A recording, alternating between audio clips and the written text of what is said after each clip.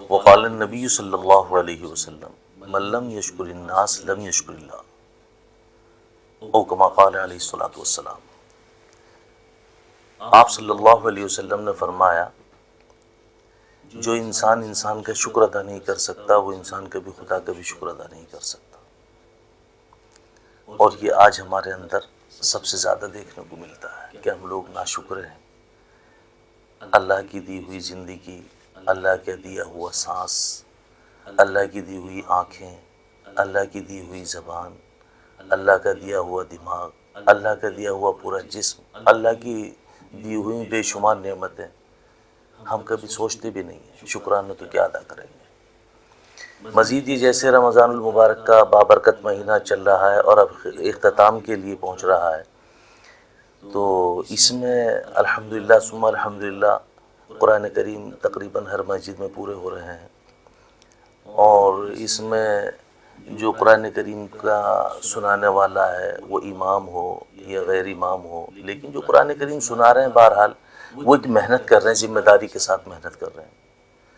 اور میں سمجھتا ہوں کہ بہت سارے لوگ تو کام بھی نہیں کرتے، صرف روزہ رکھنا، قرآن کریم یاد کرنا، سنانا، پھر تراویح میں پڑھنا، اور مزید اس میں اگر کہیں کوئی اٹک بھی آ جاتی ہے، متشابہ لگ جاتا ہے، تو ہم لوگ تو اسی پہ ایک آواز بلند کر دیتے ہیں آج تو کئی غلطی آئی ہیں۔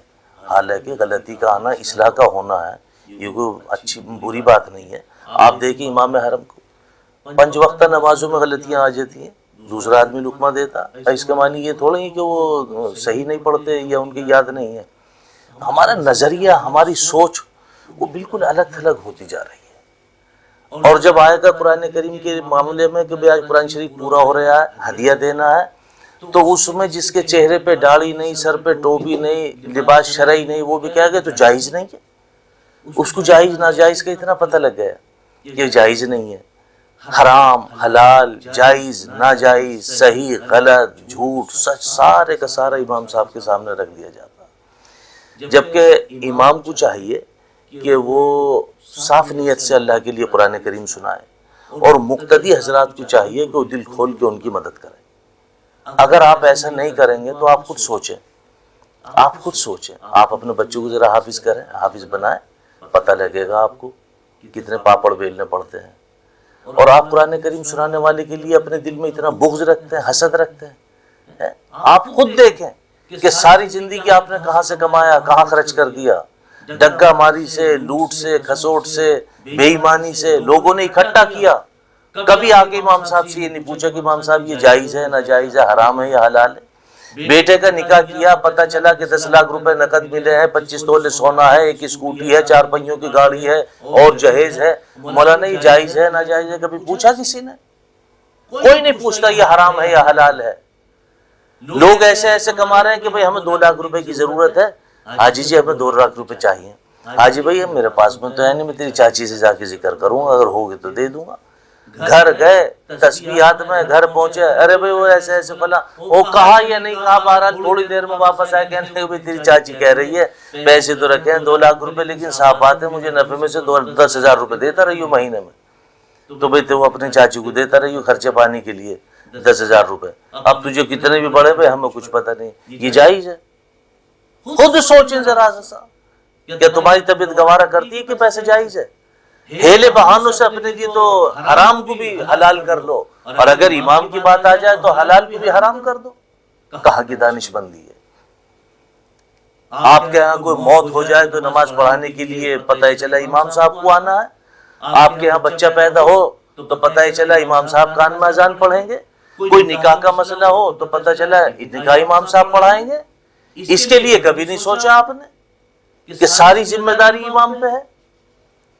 ایک مزدور جو صبح کو 8:30 9 بجے آتا ہے، شام کو 4:30 5 بجے ہاتھ دھو کے چلا جاتا، 450 روپے لیتا ہے۔ ایک امام جس کی تنخواہ 8,000 روپے 10,000 روپے ہے، اس کی 24 گھنٹے کی ڈیوٹی ہے۔ آپ کا مائک خراب ہو جاؤ تو امام، ایمپلیفائر خراب ہو جاؤ تو امام، انویٹر خراب ہو جاؤ تو امام، بجلی خراب ہو جاؤ تو امام، کوئی بھی مسجد کی ضرورت ہے اس کے لیے امام کو طلب کیا جاتا ہے۔ اور جب پیسے کی بات آتی ہے تو اس میں حرام اور حلال ہو جاتا ہے۔ اگر یہ آپ کو قرآن کریم نہ سناتا تو آپ کیا کرتے؟ تراویح پڑھتے، کہاں جا کے پڑھتے؟ پچھلا سال یاد کرو لاک ڈاؤن میں کیسا گزرا ہے، بڑے بڑے نمازیوں نے نمازیں چھوڑ دی تھی۔ قرآن کریم کی تو بات الگ ہے، 20 25 سال پرانے نمازیوں کے گھروں میں نماز پڑھنے کی جگہ نہیں ملی تھی۔ جو نماز مستقل مزاجی کے ساتھ مسجدوں میں پڑھا کرتے تھے انہوں نے نمازیں چھوڑ دی تھی۔ آج رمضان المبارک کا مہینہ ہے، یہ حفاظ کرام کی خدمت کرنے کا مہینہ ہے، دل کھول کے خدمت کرنی چاہیے۔ اللہ اس پہ آپ کو بہترین نعم البدر عطا فرمائیں گے، اور بہترین تعظیم اور تکریم اگر ہے تو وہ حفاظ کرام کی دینے کے لیے ہے۔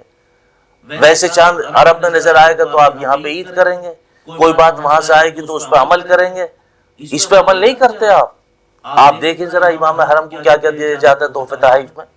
ٹھیک ہے، ہمارے بزرگ فرماتے ہیں کہ بھئی قرآن کریم کی اجرت لینا نہ چاہیے تو بند کر دو نا، امام کو بھی پیسے دینا حرام ہے، یہ بھی بند کرو۔ جو جلسے میں قاری صاحب کو بلواتے ہیں قرات کرتے ہیں ان کو پیسے دیتا ہوں یہ بھی حرام ہے، ان کو بھی بند کرو۔ جو جلسے میں مولانا کو بلاتے تقریر کرتے ہیں اور ان کو پیسے دیتے ہیں وہ بھی حرام ہے، ان کو بھی بند کرو۔ جو مدرسے میں مدرس پڑھا رہا ہے اپنی رات دن ایک کر رکھی ہے آپ کے بچوں کو نکھارنے میں سنوارنے میں، اس کو بھی بند کرو، وہ بھی حرام ہے۔ ارے بھائی سوچو تو صحیح اللہ کے بندو، آپ نے امام 5 وقت کی نماز کے لیے رکھا تھا، تراویح وہ آپ زائد پڑھا رہے ہیں، 20 رکعت زائد پڑھا رہے ہیں آپ کو، بلکہ 23 رکعت آپ کو زائد پڑھا رہے ہیں۔ آپ سمجھ لیں کہ بھئی یہ کام زیادہ ہو گیا، اسی کے طفیل میں ہمیں دینا ہے۔ بہت ساری بات ہے، جو نہیں دینے والا وہ مسئلہ پوچھتا ہے، جو دینے والا وہ ہے بہانوں کی ضرورت نہیں ہے، وہ ہدیہ اور تحفے تحائف دے دیتا، عطا کر دیتا۔ اور قرآن کریم کے سننا اور سنانا، اچھا سننے والے کے لیے تو پتہ لگا کہ جائز ہے جی، دیکھیں اب سننے والا تو بیچارہ دوسرا آدمی ہے اور سنانے والا تو دوسرا آدمی ہے، سننے والا امام ہے تو سننے والے کو تو دینا جائز، لیکن جہاں سننے والا امام ہے اور سنانے والا کوئی دوسرا ہے تو پتہ ہی چلا سارا اس کو سنانے والے کو دے دو، امام تو پھر خالی رہ گیا۔ نہیں آپ دیکھ خود بھی سوچیں، عقل پہ بھی زور دیں۔ ٹھیک ہے ہم مانتے ہیں، ہم اپنے علماء کے ہر بات کو سر آنکھوں پہ رکھتے ہیں، لیکن کم سے کم اتنا بھی بتا دیں کہ یہ فتاوی ہے، یہ ہے، لیکن کیا آپ صلی اللہ علیہ وسلم کی حدیث مبارک کا بھی کوئی توڑ ہے؟ خود بھی سوچیں آپ۔ ہمیں دیکھنا چاہیے کہ حفاظ کرام کی کس طرح سے مدد کرنی ہے۔ اگر آپ کا یہی عمل رہے گا تو پھر تو حافظ قرآن ہونا بند ہو جائیں گے۔ امیر لوگ تو اپنے بچوں کو حافظ نہیں بنانے کو تو تاجر بنائیں گے، غریب لوگ جو حافظ قرآن بنتے ہیں ان کو آپ تنخواہ نہیں دیں گے، اجرت نہیں دیں گے، یہ نہیں دیں گے، تحفے تحائف نہیں دیں گے، نذرانے نہیں دیں گے، تو ایسے کیا ہوگا؟ پھر کہاں قرآن شریف پڑھا جائے گا؟ سوچنا چاہیے میرے بھائیو، یہ بہت بڑا کام ہے، اللہ جس کو قبول فرما لے۔ اس میرے مصطفیٰ صلی اللہ علیہ وسلم نے فرما دیا بَلَّمْ يَشْكُرِ النَّاسِ لَمْ يَشْكُرِ اللَّهِ، جو انسان کا شکر ادا نہیں کر سکتا وہ انسان کبھی خدا کا بھی شکر ادا نہیں کر سکتا۔ یہ تو علماء سے بغض رکھنے والی بات ہے کہ سارا سال اس نے آپ نے نماز پڑھائی، اس کے بعد ایک مہینہ بابرکت آیا، اس میں اس نے 23 رکعت آپ کو زائد پڑھائی، آپ کے دماغ میں کوئی بات ہی نہیں ہے۔ 1 گھنٹہ کوئی آدمی اگر کام کرتا ہے اس کو اوور ٹائم ملتا ہے۔ آپ دینے کے لیے بہت ساری باتیں سوچ سکتے تھے کہ تہوار ہے، عید آ رہی ہے، اس کے بھی بچے ہیں، اس کا بھی خرچہ ہے۔ آپ یہ بھی سوچ سکتے ہیں کہ اس نے زائد نمازیں بھی پڑھائی ہیں، آپ یہ بھی سوچ سکتے ہیں کہ اس نے کچھ کام کیا ہی نہیں ہے اس کے علاوہ، قرآن کریم یاد کرنا، سنانا، پڑھنا، بس اس کا یہی نصب العین رہا ہے، یہی مشغلہ رہا ہے۔ سوچنا چاہیے میرے بھائیو، کوئی مسئلہ اپنی طرف سے رائج نہ کرنا چاہیے۔ جب کبھی کوئی ایسا مسئلہ بنے تو سب سے پہلے دانش مندی یہ ہے آپ کی کہ اپنے مسلک کا عالم تلاش کریں، پھر اپنے مطلب کا مسئلہ رکھیں تو بات سمجھ میں آتی ہے، ورنہ پتہ ہی چلا میں دیوبندی مسلک کا آدمی ہوں، یہ فلاں مسلک کے آدمی، فلاں مسلک کے آدمی ہے، آپ دیوبندی مسلک کے آدمی تو فلاں مسلک کے آدمی، تو اپنے مسلک کے حساب سے مسئلہ بتائے گا۔ تو سب سے پہلے دانش مندی ہے اپنے مسلک کے عالم کے پاس جاؤ، اپنے مسلک کا عالم تلاش کرو، پھر اپنے مطلب کا مسئلہ رکھو تو بات سمجھ میں آتی ہے۔ اللہ مجھے بھی اور آپ کو بھی کہنے سننے سے زیادہ عمل کی توفیق نصیب فرمائے، اور دین کی خدمت کرنے والوں کو اور دین کی خدمت کرنے والوں کے لیے اللہ پاک خوب دل کھول کے ہمیں جو بھی کچھ ہے وہ اللہ کی توفیق اور اللہ کی رضا کے لیے سب کچھ لٹانے کے لیے اللہ ہمیں قبول فرما لے۔ آخر دعوانا الحمدللہ رب العالمین۔